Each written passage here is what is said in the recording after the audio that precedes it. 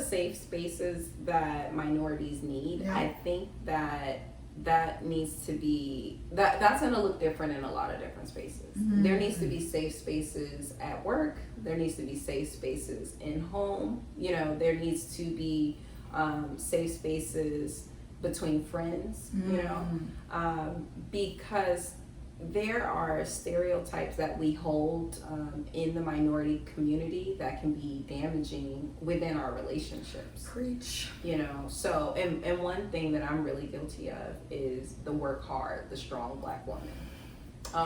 So, you know, yeah. It's not cute when you don't balance. It's not cute when you haven't slept in 5 weeks. Like, let me tell you, this isn't cute. And sometimes we will project that onto our friends or our family. Yeah. You know, I do it all the time. Yeah, and it's like, I'll stop and see someone resting and I'm like, get up. What do you mean you're resting, sleeping in? I have let me tell you, I will never, ever do a Tuesdays with Taylor with my children.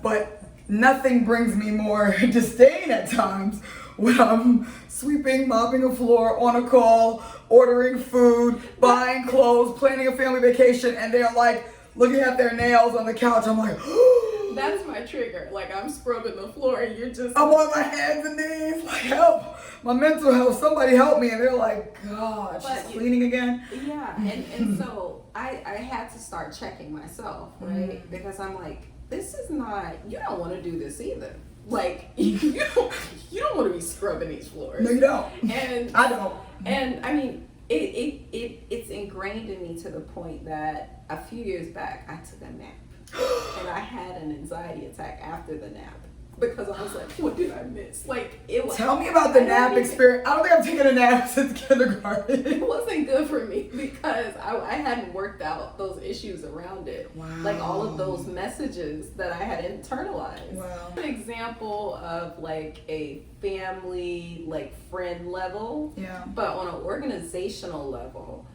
many people are engaged and invested in like diversity and inclusion and eliminating the imposter syndrome and all of these different things. And that's important. But in order for you to get there, one, you have to take a stand and say, as an organization, we're invested in undoing institutionalized racism. I love that. So you said the first step was the safe spaces. Safe spaces. And then the second step, if we're talking about the organizational safe space, that we need our organizations to take a stand. Yes. And say and also not impose. Right? So if you say you're going to take a stand, you also need to find experts in those fields. Yeah. And so in some organizations, the minority pool may be very small, but the safe space means that pool talk amongst each other and they start to work out things that they've experienced and things that they feel are unjust. And then they communicate it to an ally who can be constructive with bringing that information, you know, to the larger,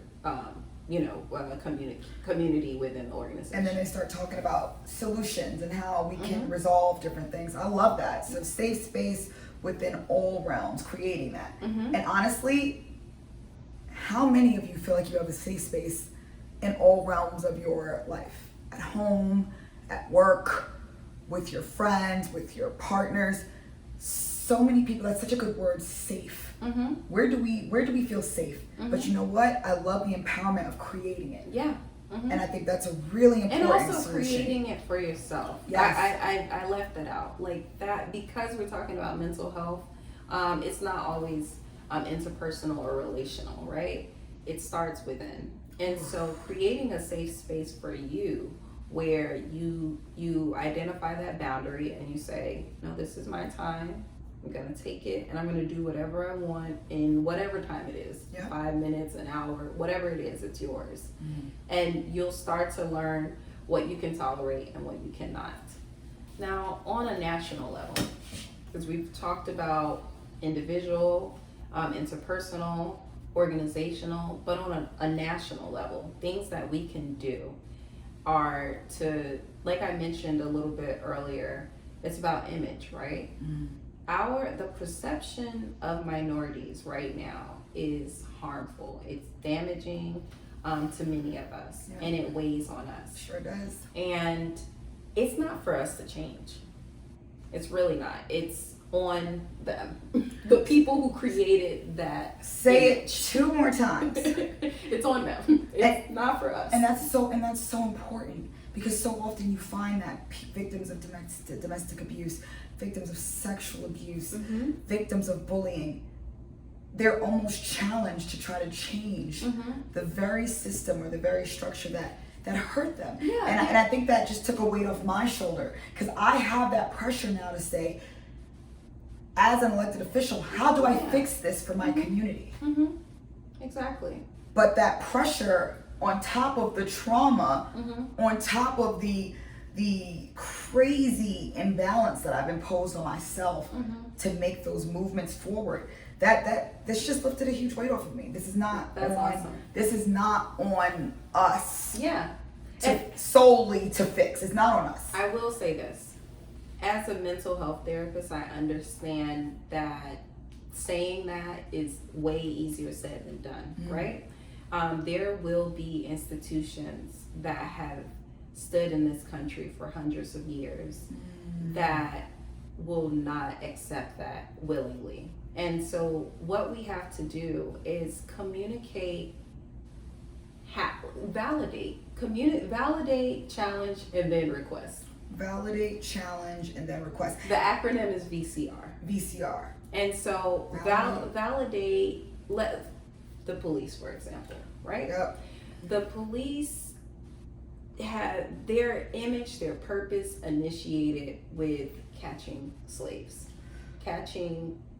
who escaped, right? So that's where the history of policing. Historically, that was the role. Ooh. And then they just never left. Like, they came and then they never left. Wow. Right? And so some way, somehow, that definition or image or concept of public safety, transformed throughout the decades to what we have now. Wow. And so if you look at the numbers have not necessarily separated from the historical notion. Wow. Because you have minorities occupying prisons at a higher level. You have minorities being criminalized at a higher level. You have low income families, single parents, because there's another person who's off somewhere in jail or who can't on the earn, run so we or something. You're right. So we can never obtain the economic freedoms that are necessary to escape the internal, literal, and figurative prisons that have been created around us. Exactly.